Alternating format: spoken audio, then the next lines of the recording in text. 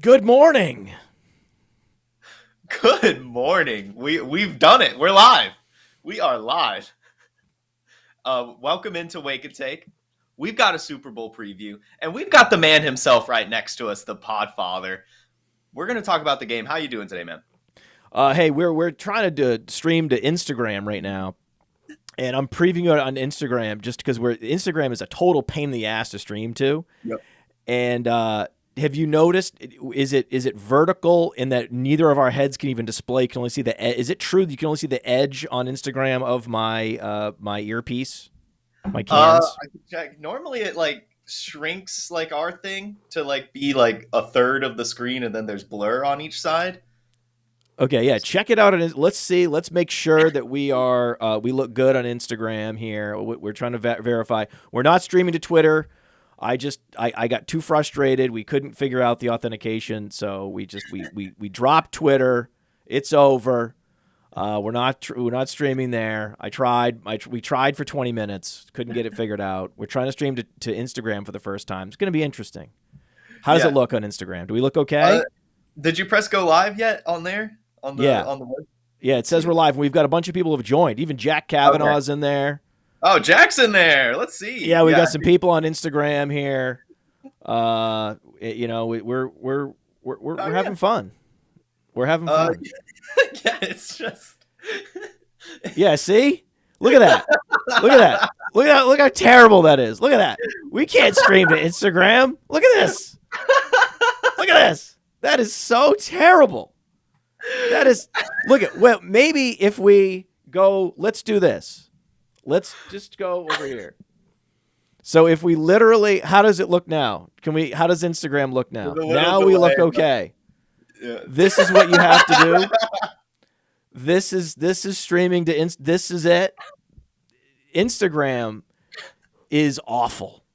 I mean, the streaming to Instagram is such a pain.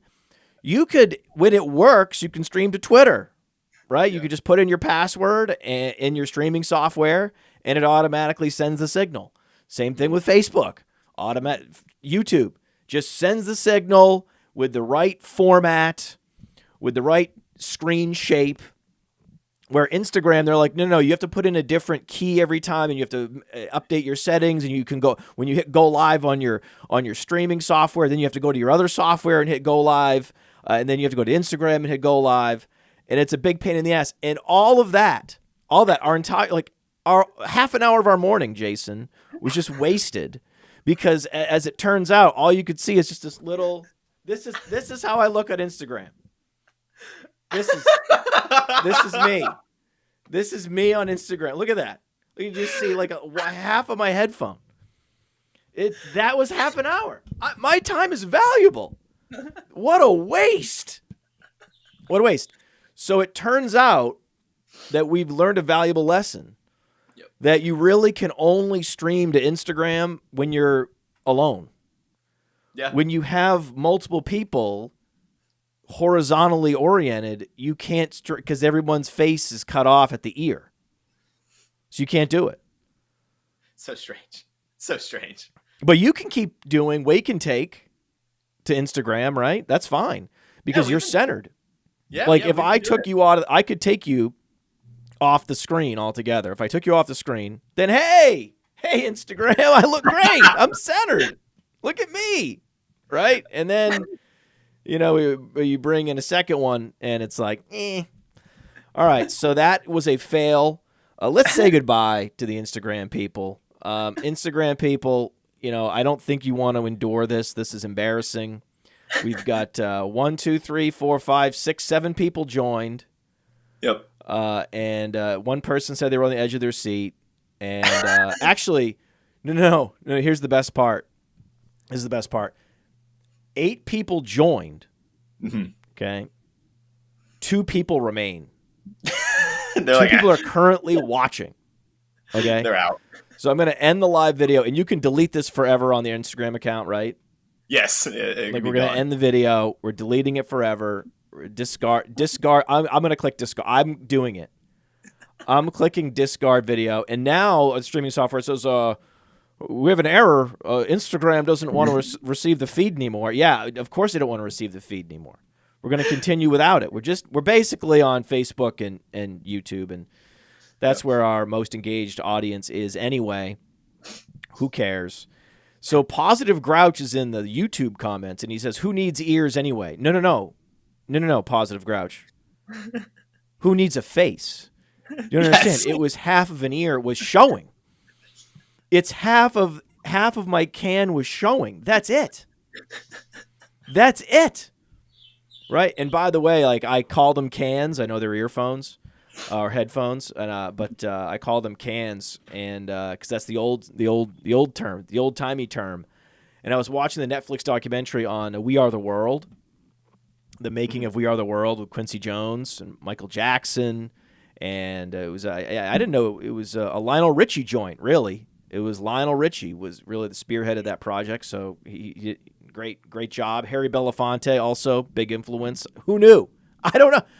I'm in my 40s, and I don't really know who Harry Belafonte is. I mean, I feel bad because then they're like going back through the history and you know what a great crusader he was, and I was like, I don't know this guy, man. I feel terrible, you know. And I'm like, well, you know, Lionel Richie, what did he? And my wife was like, well, he was in the Commodores. I'm like, he was in the Commodores? Yeah. That guy had an awesome career. You know, I just remember Dancing on the Ceiling. She's like, you know, his earlier stuff was good too. And I was like, okay. So I'm learning all about that.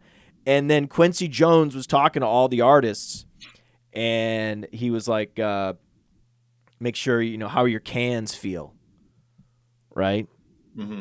You know, even to some, you know, to you know, all time. And I was like, that's the right term. There it is. There's the validation right there. There's the validation. And the whole time, like, whoever was doing that documentary, I was laughing out loud. Anyone that is into comedy should watch that documentary. That is a comedy. They were zooming in on Bob Dylan, who couldn't hit any of the notes. So Bob Dylan couldn't participate in the song. He was there, and he was just like... and he's just staring off. Like, he was like, why am I here? Right? Why am I here? Because a lot of these artists, they're shy people. Right? Yeah. They're shy people. Prince was so shy, he refused to come. There was too many people. He's like, can I be in a room adjacent to the big room and just play guitar by myself and have that on the record? And they're like, no, Prince, the song is written as is, and we've got all these people here for one night to record this thing. No, you can't just come in and improvise with your own material. We're sorry. Right? It was going to be Prince and Michael Jackson sharing a microphone because they were in competition for best album, right? So you had the Purple Rain versus Thriller, right? You had, you know, Billie Jean versus When Doves Cry. Like, there was a battle at all the award shows between Michael Jackson and Prince, and you know, there were a few people missing. There were only really two people, I thought, that were at the time huge stars, should have been there: Madonna and Prince. Those are the two big ones. I was like, we're missing Madonna and Prince. They got pretty much everybody else. But having, you know, only known really the thing is, when you're a certain age, sometimes your perspective is formed based on parodies of the event in later years, right? So my understanding of We Are the World was through the prism of the Saturday Night Live skit. Okay. Right? Where it's basically Bruce Springsteen overpowering everybody with like his gravelly voice, you know, and just being so Springsteen. And they were like, listen, you just need to be you. Like, there was like arguments like, we should do this, we should do that, we should do some stuff that's a little eclectic, we should add a little extra artistic flair to this. And basically Quincy Jones was like, no. You need to be the most you that there is. You're going to have like 10 seconds at most. Be the most you. So you're recognizable, and just we just want to have that flavor of all these different people, and it's going to be an experience. People listening to it, oh my God, they need to recognize you right away. Mm-hmm. You need to be a caricature of yourself. He didn't say that to them. Like they have these like artist whisperers, like a Quincy Jones. They have ways of talking to people that make them feel good and don't make them feel self-conscious. And you know, it supports their ego, but still gives them criticism. Right? These guys are that's like the unsung skill set of these producers. Right? Is that ability to just handle egos. Right? And he wrote, just kind of like Ted Lasso, he wrote a sign and put it over the door that said, "Check your ego here." Nice. Right? Which was cool.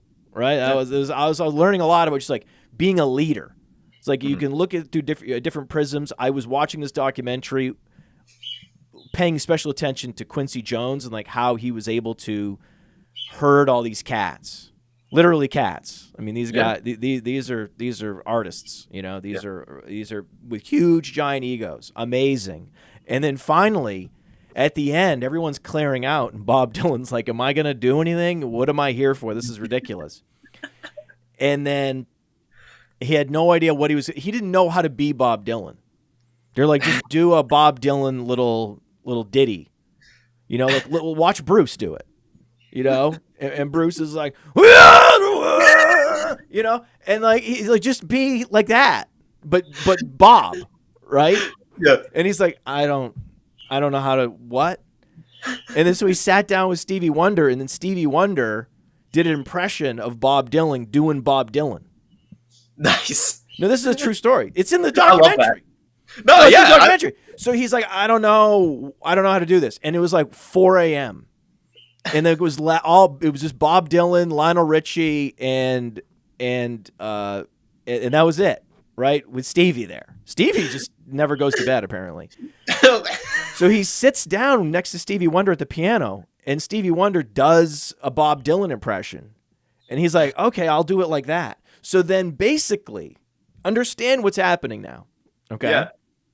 When you listen to We Are the World, you are listening at the end. You're listening to Bob Dylan doing an impression of Stevie Wonder doing a Bob Dylan impression. That is actually what you're hearing. That's kind of that's amazing to me. It is amazing. I think that's pretty cool. This whole story is amazing. It's a good documentary. Yeah. You know, and you can't help but come away from that documentary. I mean, I challenge anyone in the comments. I challenge you, because I've seen other documentaries where he has been interviewed, and every time I'm like, God, I like that guy. I really like that guy. Lionel Richie is a likable person.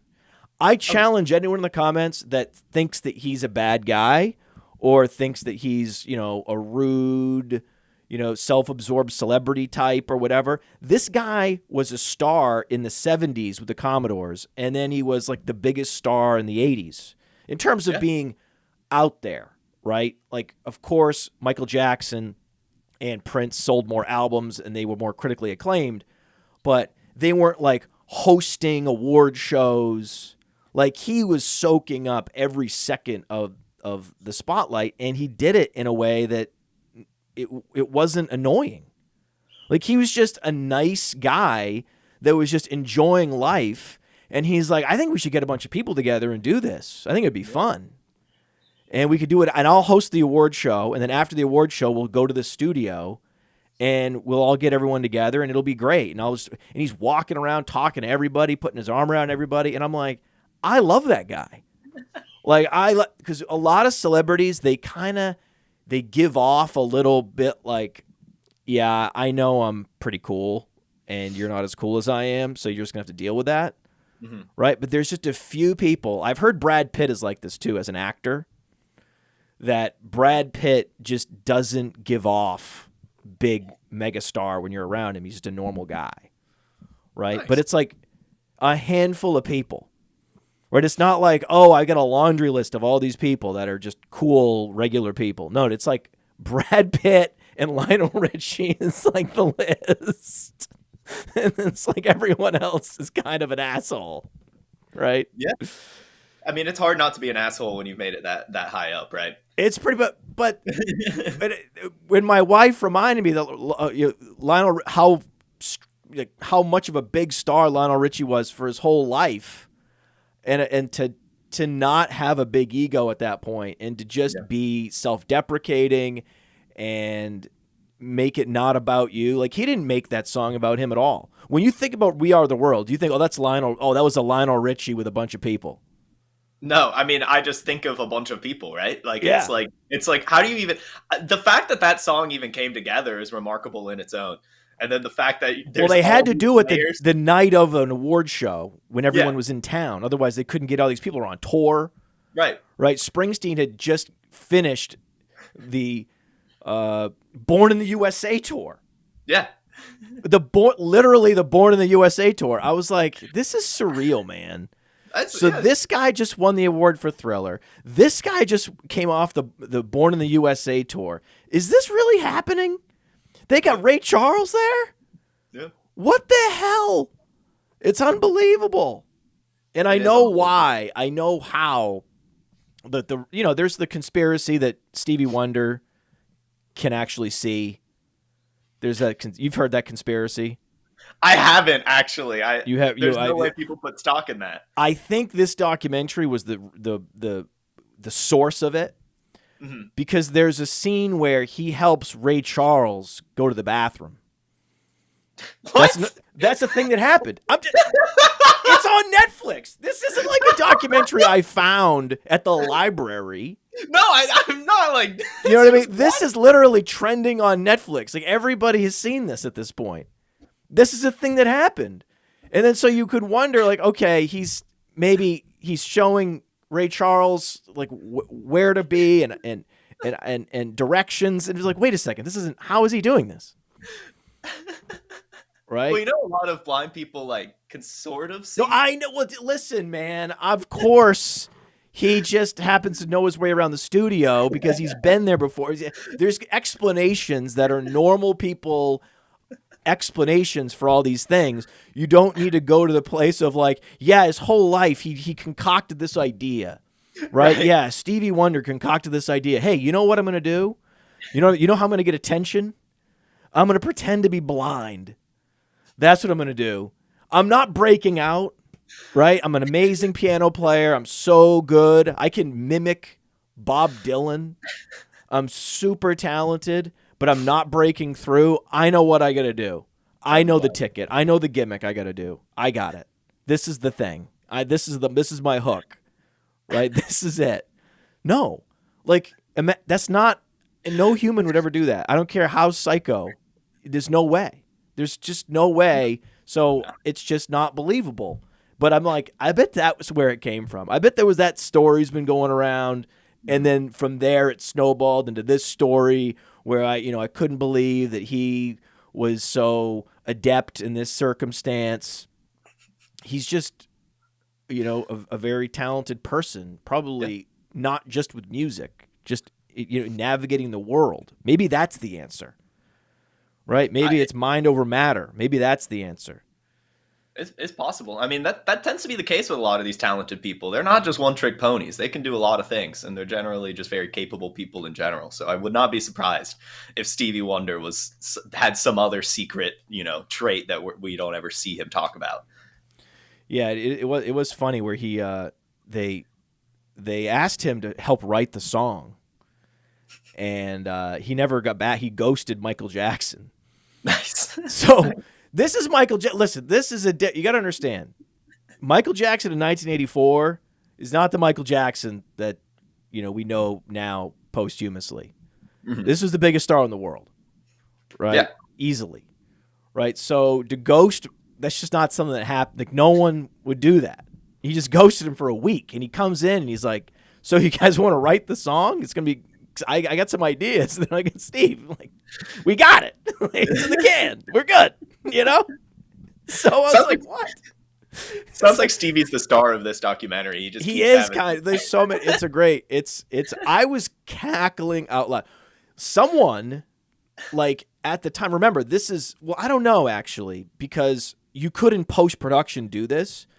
So they had this footage of Bob Dylan just staring off, like lost, like not wondering why he was there and feeling really bad. It looked like he was like kind of depressed. And somebody zoomed right in on him. I don't know if they did that in post or it was the cameraman at the time. Whoever did that, that's genius filmmaking. That's genius documentary filmmaking. Just to like hold it on Bob Dylan, just zoom in. Like there's this all these people going crazy, really going 110% to try to outstar power the next guy next to them. And then, so you have all that going on, and then they're just zooming in on Bob Dylan in the middle going, just like, I'm not, why am I here? Underrated. The guy I thought killed it was Daryl Hall from Hall & Oates. Oh, yeah, he would kill it. Wow. Yeah. Wow. And first take. So some of them needed some takes to get warmed up. Daryl Hall, Hall & Oates, and he did the thing perfectly. Like he took instruction perfectly. He was clearly Daryl Hall from Hall & Oates. I love that. Like when he moved in, he leaned in just like they told him. Then he leaned out and like he had the hair, he had everything. And it's kind of like, the people will sometimes, look back and be like, well, that guy was too pop. He wasn't edgy enough. Right? He was part of the machine. Blah, blah, blah, blah, blah. Right? Well, guess what? Sometimes just being able to take instruction and look the part and execute the part is the job.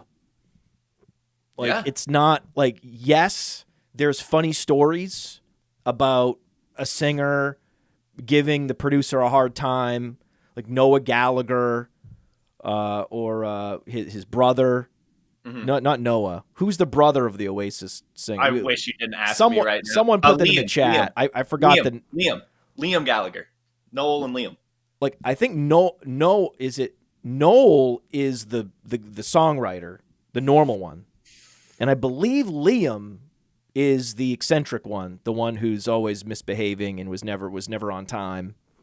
That sounds right, because Noel still kind of has a solo career right now.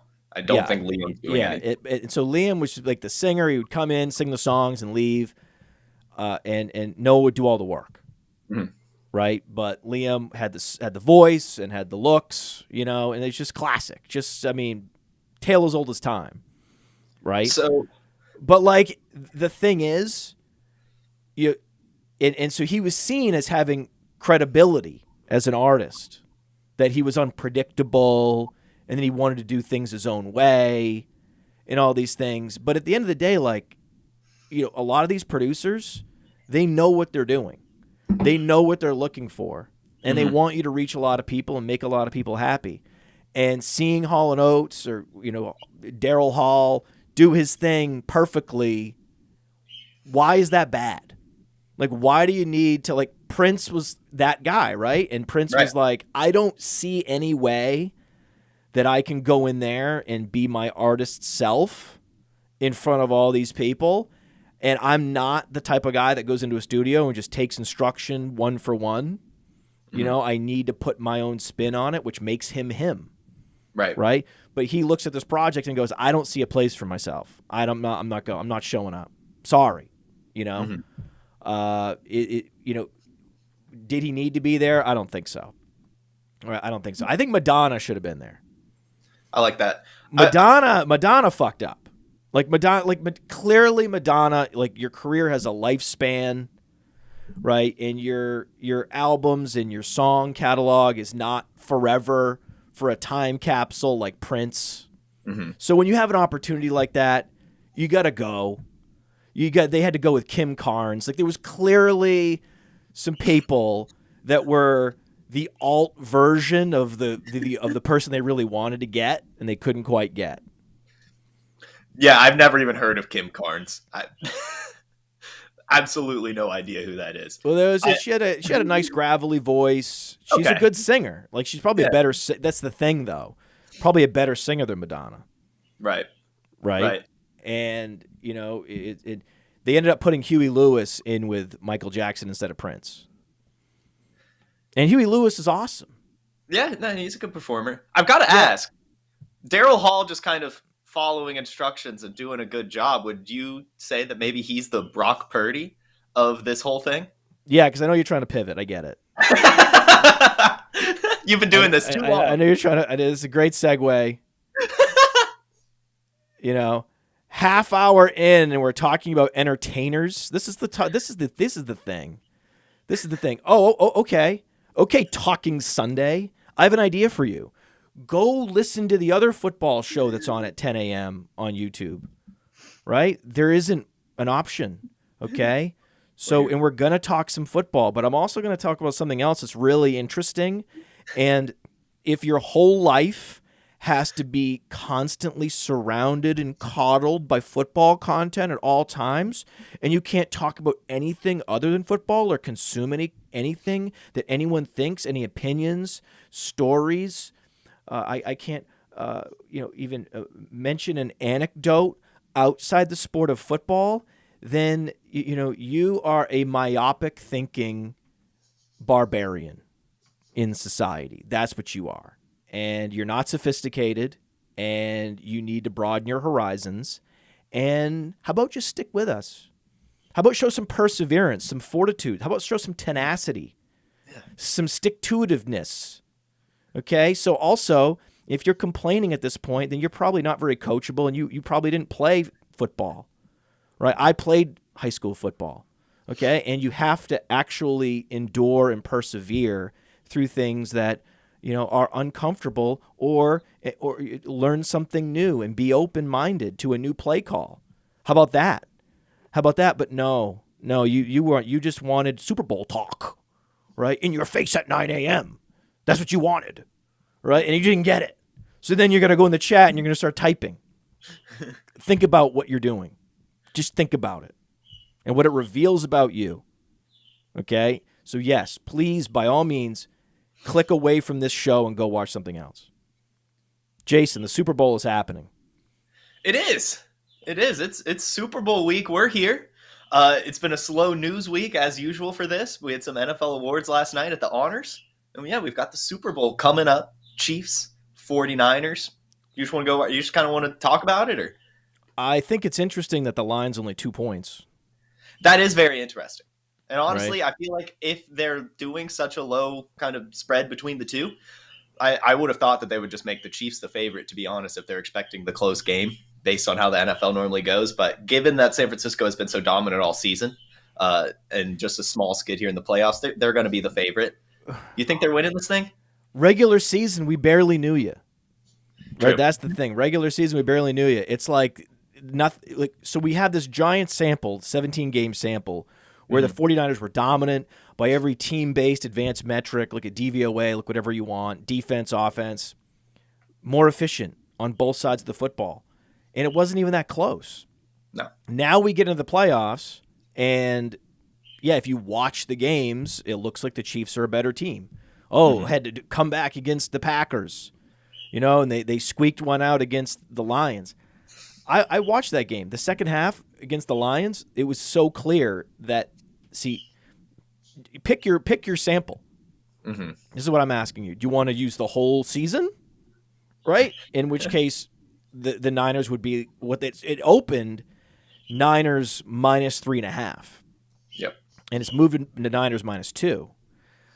Minus 3.5 is more correct. I think there's been a bunch of money coming in, a bunch of dumb money coming in on the Chiefs, which is what's moved it down.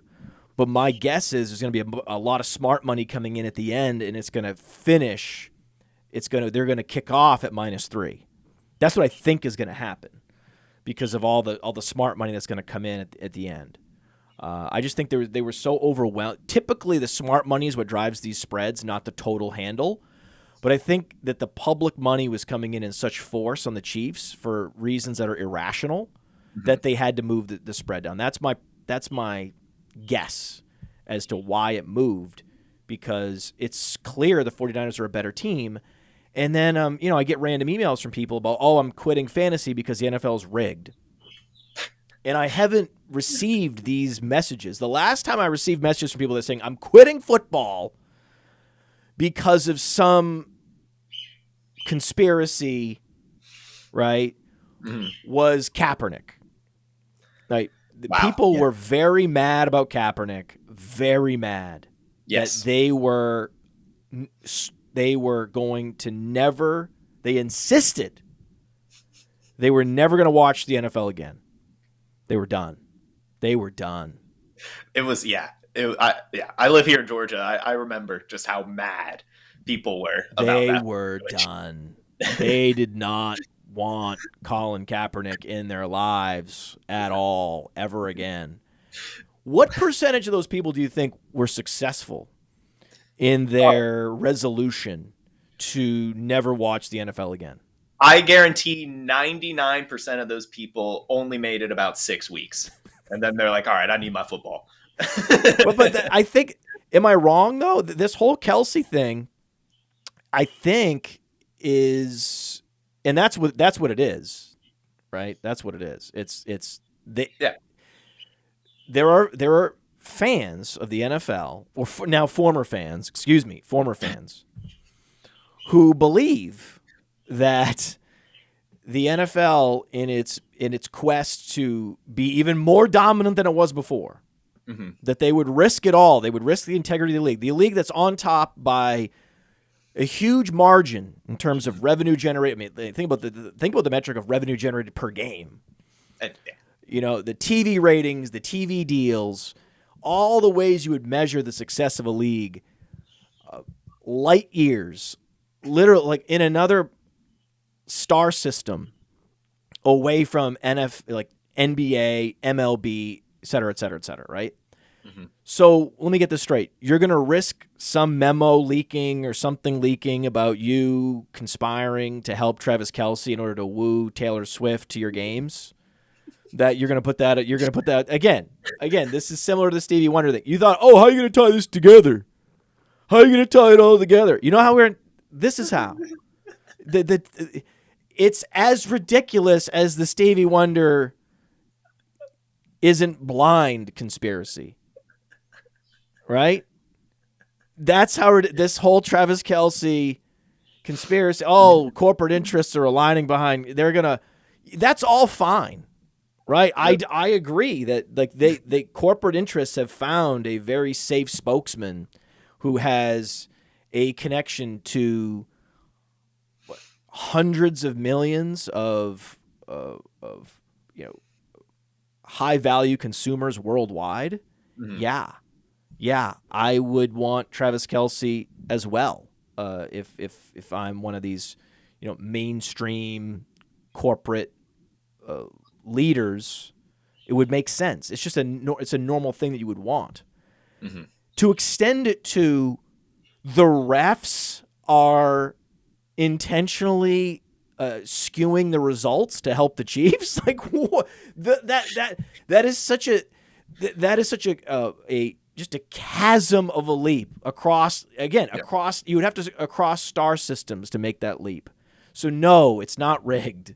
Okay, it's not. Right?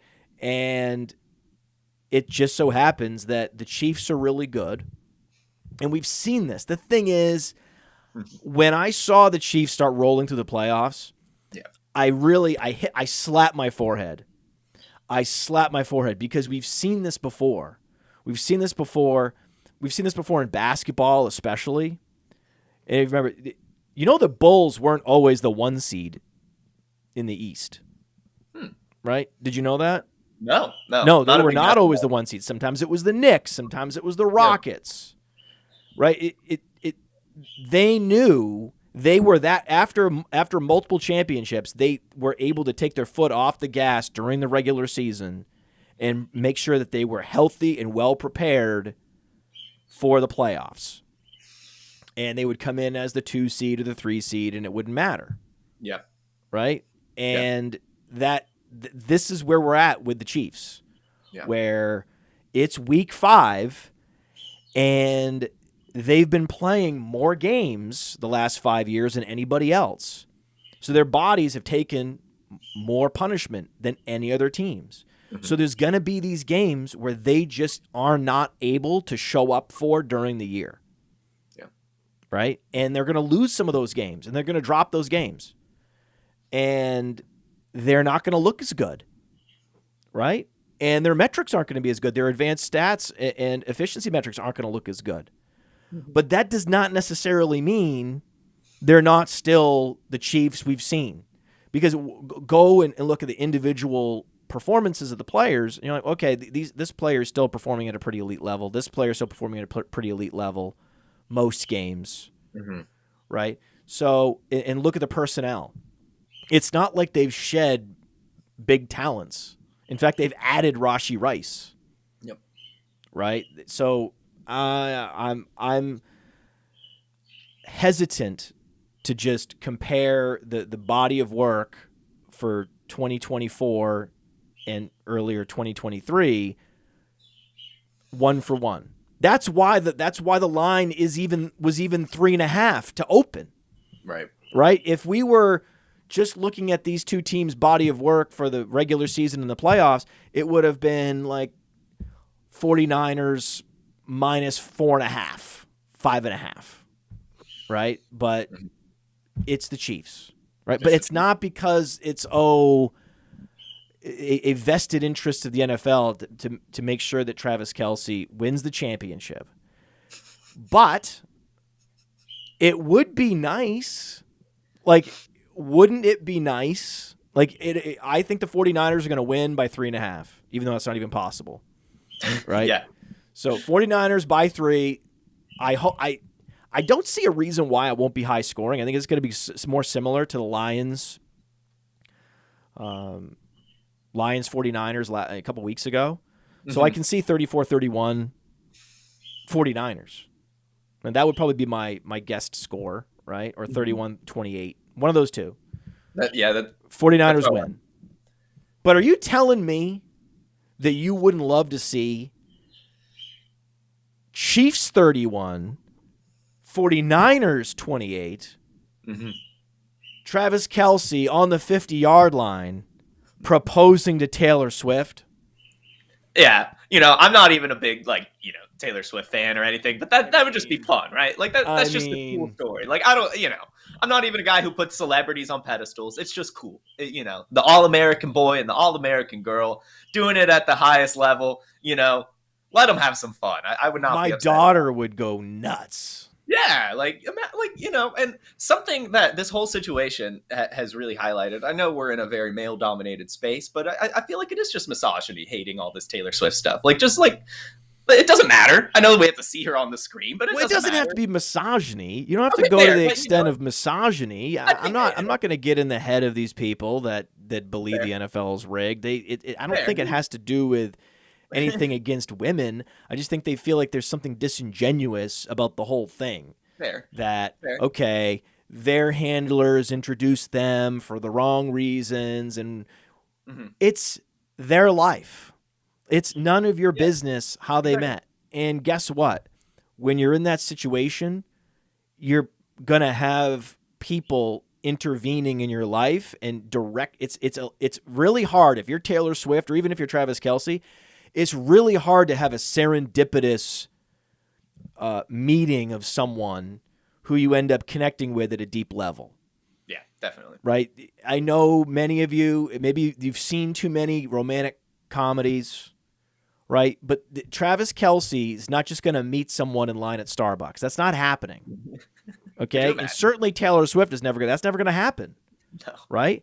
And going back through time, there's been movies made about this. I mean, how many movies was Barbra Streisand in where she was a matchmaker? At least one. Matchmaking has been a thing for hundreds of years. The Marvelous Mrs. Maisel. Yep. Her mom was a match. This is a thing that not every couple has this super serendipitous, independent origin story of their relationship. Is that the standard now? And if you can't prove that, then your relationship is null and void, and all of the sponsorship money that has come to you should be given back. Like, what are we talking about? And now we're talking about maybe The NFL has realized that this is helping their popularity, so they're going to throw the game and potentially destroy the integrity of the sport forever, just so that they could have a particular woman in the box that they could pan to. I know it is annoying, yes. Whenever anything happens with Travis Kelce, they pan to the box. Mm-hmm. But my daughter likes it. Yeah, lots of people. And it's 3 hours. Yeah. Okay, put it this way. It's 3 hours. Yeah. Okay, and if it helps make it easier to help me spend time with my daughter watching a football game, that we're going to spend a total of 42 seconds out of 3 hours panning to a woman and that's the thing that's driven you to the edge. That's the thing that you just can't. It's fucking rigged. I hate the NFL. I hate it.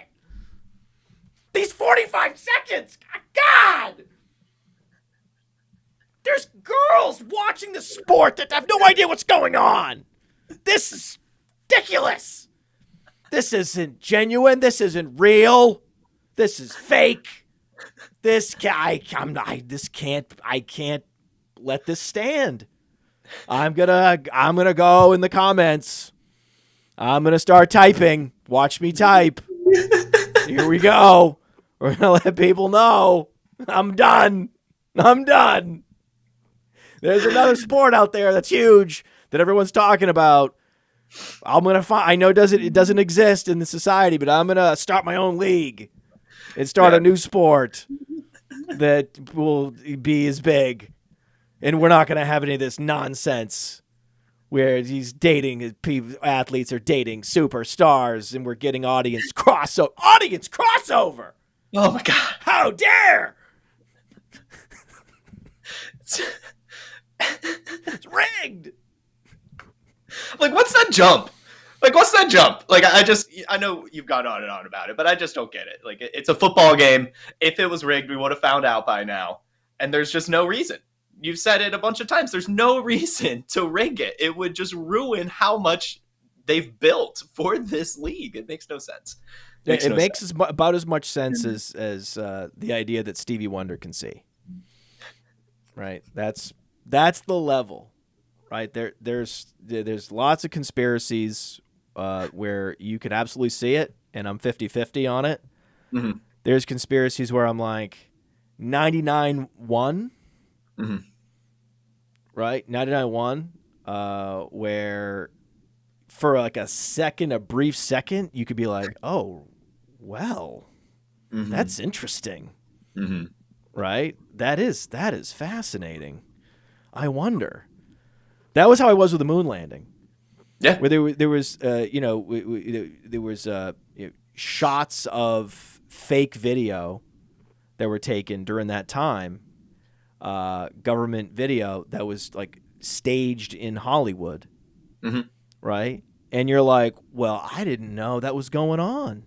That's wild. And then you're like, well, how would someone do a video of an A-bomb destroying a town? Right? It would have to be fake. It's not. How would they do that? Right?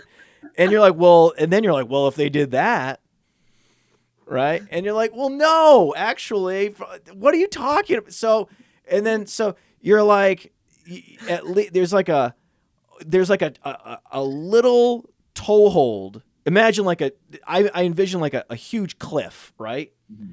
And in order to get to the top of that cliff, like to get all the way to like JFK level conspiracy, you have to find tons of toe holes all the way up. Yep. Right? There are some where there's one toe hole and you can see yourself getting balanced on one toe hole, then you go and reach and there's nothing left.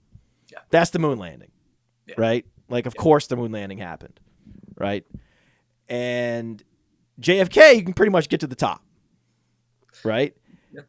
And with Stevie Wonder and the Travis Kelce is a psyop.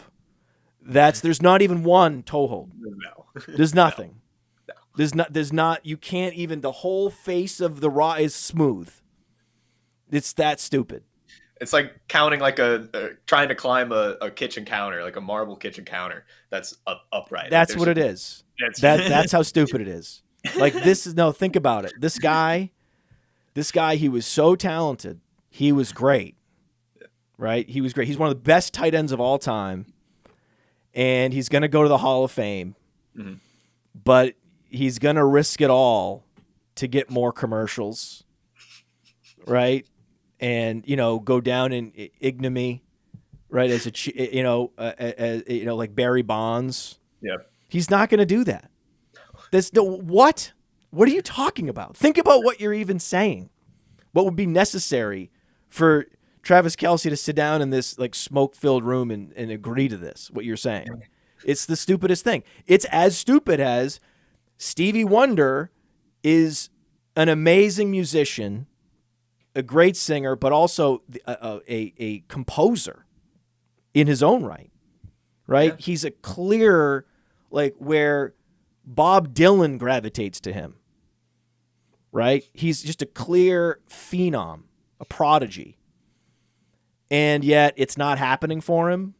So he thinks I got a gimmick where I'm going to pretend to be blind. That's going to be the thing that breaks me out. That's so dumb.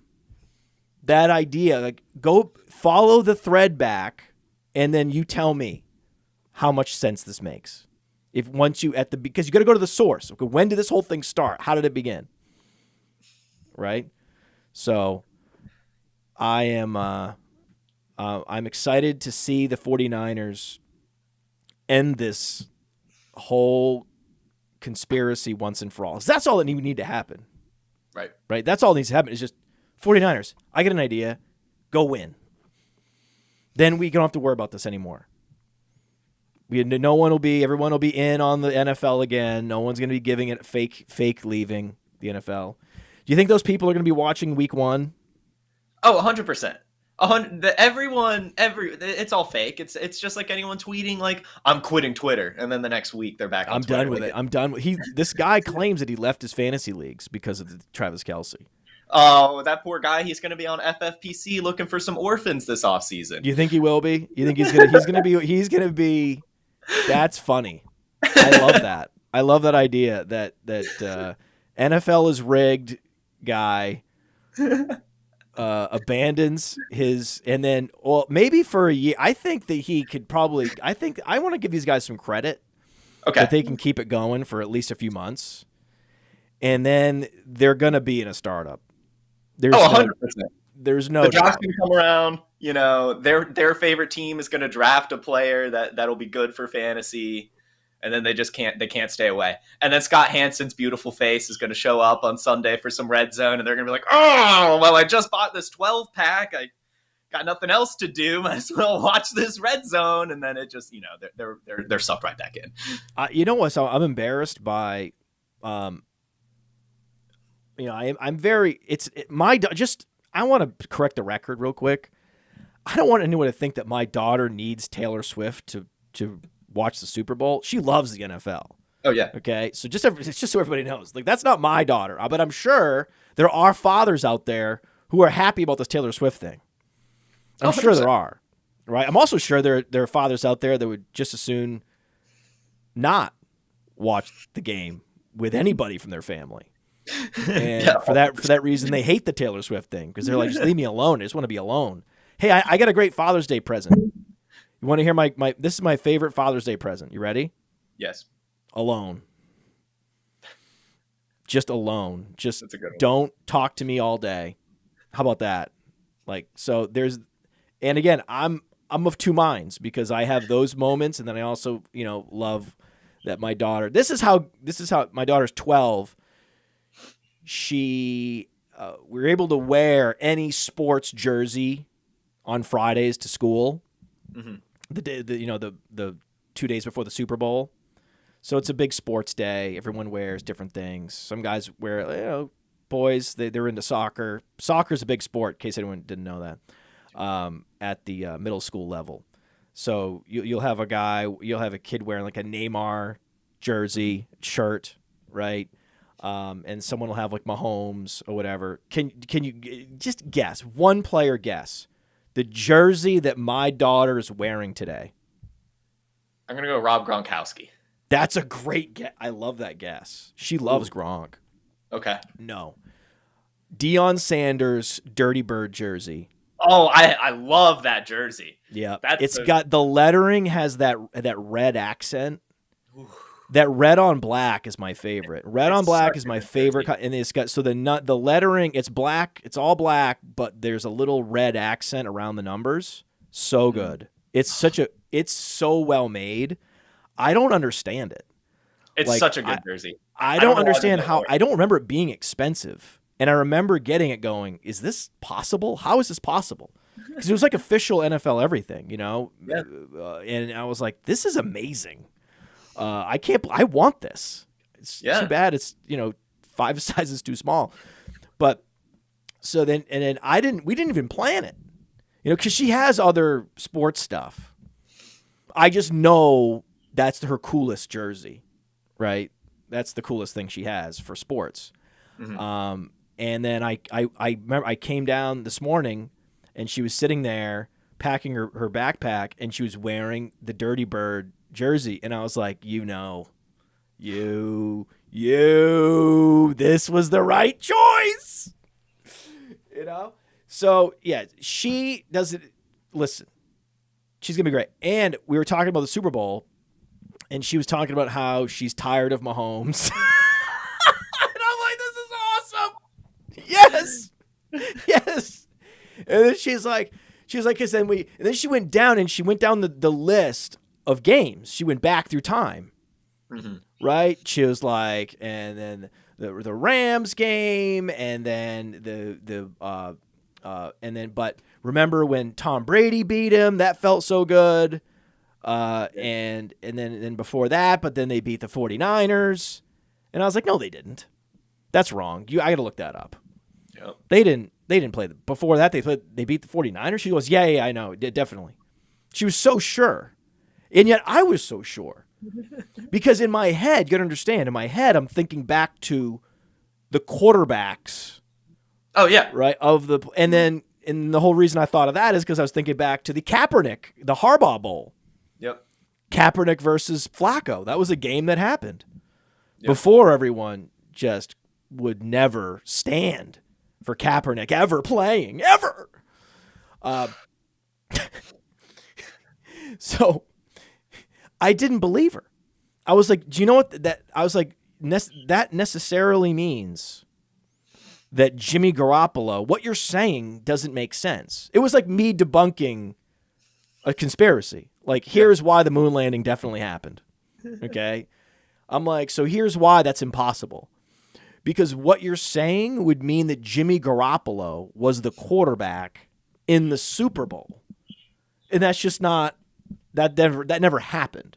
So I'm sorry. I know you're very smart and you follow the NFL, but that's wrong. So we're going to look it up. And oh my God, dude, it was the 49ers. Yep. I mean, I can remember back, Packers, Broncos in the 90s. I can remember all, there were multiple, Cowboys, Bills. I can remember all, Patriots, Bears. I can go to the 80s. Mm-hmm. Like, I remember a lot of these games, right? Most of them, it's easy if you just pick the Bills, right? The Bills lost to Washington. The Bills lost to Parcells and the Giants. Like, I remember these. And this game, it wasn't accessible to my brain. No, yeah. It wouldn't compute Garoppolo. And I was like, where was I? And I had to go through, it was a crazy moment. Because I'm like, listen, I was at the peak of my powers. I was looking back, I was like, this is when I was like podcasting every day. I know everything about the NFL there is to know and more. There's no way I didn't know that. But somehow there was a delete button on Garoppolo was in the Super Bowl? Yeah. What happened in that game? I think it was 31-20. Was it interesting? Was there anything? What happened? What did I miss? Because it's been deleted from my memory. It's been Men in Blacked. Let's see. Chiefs went out to 7-3 in the first quarter. Then it was 10-10 at half. Then the Okay. 49ers took a 10-point lead, 20-10, going into the fourth quarter, where What? Patrick Mahomes. Yep. And then What? Yep. And And then Patrick Mahomes came back and dropped 20 on him? 21 in the fourth quarter. I got to go back and rewatch that game. Yep. Where was I? What happened to me? Let's see. Patrick Mahomes to Travis Kelce. Listen to this. Patrick Mahomes passed to Damian Williams. Damian Williams 38-yard run. Who's that? Oh, Damian Williams, the running back. Oh, I do remember that. I remember that screenplay. That was a great screen because I love Damian Williams Yeah. because he's big and explosive. You're big and explosive. I like you. Yep. Right. Wow. That's cool. See that you learn something new. I mean, it's very embarrassing. Right. I mean, really to be able to go back and be like, oh yeah, Cowboys, Steelers, like in the 70s, like and then to just airball. It just airball and I feel bad because I was pretty adamant. I was like, that's not right. I'm sorry. I listen, you're cute, how well you know the NFL, and certainly I'm proud of you and everything, but I mean, you're wrong there. You know, I was so condescending, and like her face, she was so happy. She was like, look at you. You must feel like an idiot. And I'm like, yeah, big time. You don't even realize how dumb I feel right now. So that's the Super Bowl. Do we have anything left to talk about the Super Bowl? I don't think so. We're both going with the 49ers and probably right around 30 something. I'm gonna go sample size and 49ers by it's just also I think it's time. I think it's time that the 49ers and Purdy and even Shanahan, as much as I dislike him, it's time. They've put the work in. They've made thrusts into the playoffs. It's time for this franchise to take it down. It would be much more interesting if the 49ers win. So other than this whole, but then I'm conflicted because I genuinely would like to see the proposal at the 50-yard line. Maybe he'll still do it. No way. In a right? loss? Yeah, you think so? No way. Just sitting with the 49ers confetti? Put it in the comments. Do you believe that Travis Kelce would dare propose? No. No way. No, in a loss. No way. Okay. Before we go, talk to me about the Senior Bowl. What was your favorite part of the Senior Bowl? My favorite part, I guess, just the access. You've been there. Just being able to see players in person is a whole nother. It's just a whole nother tool. Even from seeing how they run routes, even if they're not targeted, to standing next to another player to get a better feel for their build. It's just, you learn a lot down there. Let me ask you a question. Yeah. Because so I played football in high school briefly, and I was an equipment manager in college, which isn't. It's like, okay, that's not impressive at all. No, it's not impressive. But I was at practice every day. Right. Like I didn't. It wasn't like nothing happened on the practice field for the years I did it that I didn't see. Right, unless it was on the defensive side. Right. All those 3-on-3s, all those 7-on-7s, like, I was just, I was there, right? So I had a sense of how things worked, right? So it's cool. Have you ever, watched a football practice? I mean, yeah, when I didn't play football at high school, but up until so you have to go back to high school, right? Yeah, well, and then I went to the UJ Pro Day, but other than that, yeah. Oh, yeah, the Pro Day. Okay, yeah, so you've been to a pro day. Okay, so yeah, you weren't. It wasn't totally. It's cool though, right? It's awesome. Yeah, because I think it's interesting in that a lot of practice is individual drills, right? And they talk about it in the game that it's like do your job. The whole Belichick thing. Win the individual battles. and then you'll win the war. That's kind of what they announcers will talk about that, and those are typically former players. Mhm. Because really it is a lot of that. It's just a lot of one-on-one technique that you've been working on in practice that needs to be implemented in the game. And yes, there's value in learning the plays as a unit, but it's just as valuable, if not more valuable, in practice to work on your individual skill set and work on winning your individual battle. And then spend some time stitching it all together. Yeah. In like 11-on-11 drills, but there's just very few. Like when people are surprised that there's, padless practices all week, that NFL teams won't have any padded practices in a week, or a month will go by and no padded practices. And like, that's not possible. It's very important that you, and this goes back to like MMA and boxing and all these, like a philosophy of practice where, sometimes these fighters that go hard in the gym, they go too hard and then they get hurt or they get, additional concussions or whatever it is, because just that culture, the philosophy of the coach, whatever it is, it's actually, it's degrading because it actually wears you down. There's a nice happy medium. And I think there's a science to it, which is probably understudied, which is recovery and individualized training versus like simulating game action. Right. How much simulating of game action is optimal versus all the other things that you do to prepare? Mm-hmm. My general sense is that less game simulation is fine, as long as you're putting in extra work in the film room and you're understanding where you need to be in certain situations, even without those 11-on-11 drills. And it's true, like when you're in the Senior Bowl, you don't get as much out of 11-on-11. You get more out of when it's just cornerbacks and receivers. Yep. With a quarterback, you get a lot more out of it, because once you get to 11-on-11, half the drills get scrubbed, half the plays get scrubbed because something happens. Yep.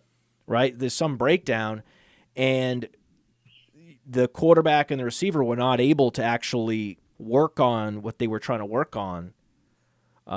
So it for some people, that's what's interesting, and they're like, okay, so it really isn't about simulating the game hardly at all.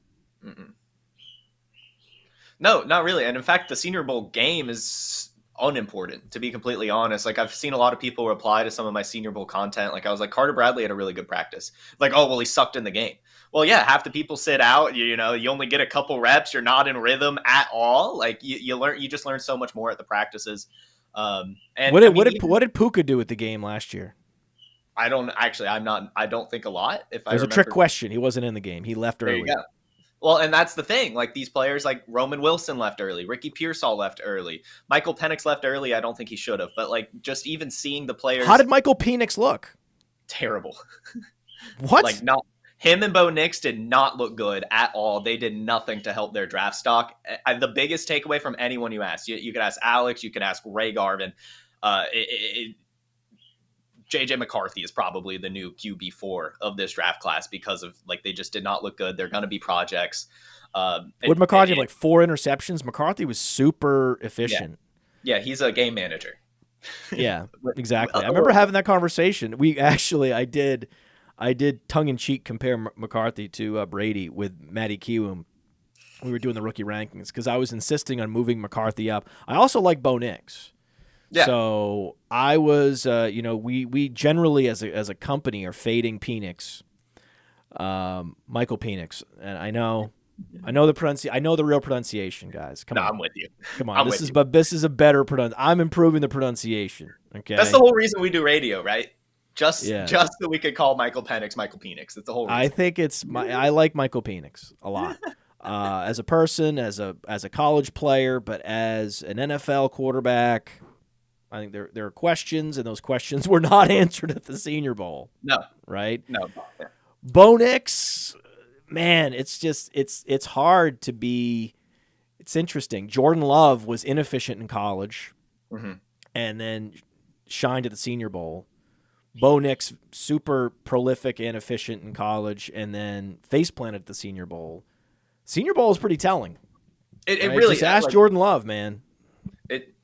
I mean, Tank Dell, Roshan Johnson, Jaden Reed, Josh Allen, Deebo Samuel. I mean, like the list goes on. Deebo had a legend. Deebo was a legend. Yep, I learned that. That was something. Deebo and Cooper Kupp, legends. Right. So it's just you learn a lot of those things. You have no idea what player from this year is going to end up being a star, but certainly at least one. And I'm really excited just to watch this whole rookie process come out. Like I'm kind of starting with what I learned at the Senior Bowl. Well, you can't get better than last year, though. No, last year, Puka, right. Rashi Rice, right, Jaden Reed, Tank Dell. You're not gonna. It's not possible. No, it's just not. It's not. You're not gonna find. The year I went in 2020, and I went last year too. Last year was amazing. But the year I went, so I think I'm the good wide receiver luck charm, because the year I went, that was the big Denzel Mims year, but that was also the Michael Pittman year, the Brandon Ayuk. Like there was a lot of it was Claypool. Claypool had a moment, man. Oh, I'm sure. But Claypool had a year. He had a breakout year. I mean, he had like 1,400 yards. Oh, no. Was it like 1,000 yards and 14 touchdowns? There was a 14 in there. Yeah. So, yeah, Claypool was – I've talked to people on my show that said that Claypool was the next Calvin Johnson. Yep. Whoopsie. That's not right. We've been talking for an hour, and it's been great. So we're not, again, we were on Instagram for a brief moment. It didn't work. We did a test. I was happy to do the test. Now I know how to do it, and I know that I only can do it when I'm solo. So we could do Instagram with a waiver wired show, with a top 10 takeaways show, with Wade Can Take, but it's not going to work for the dual camera approach. So Super Bowl coming up. Yep. My final prediction. Final prediction. Final prediction is 40 Chiefs by 3. Let's go, Taylor. Hey, I want to take a moment to thank you for tuning in. It's important to me that all of our media be free. This is only possible because of you, allowing a true independent sports media enterprise to thrive unlike any other in the business. So please subscribe to the All In package to continue to make all of this possible, to ensure that all of our stats, information, data, content is available to you, especially you, the people that get the site and get the show.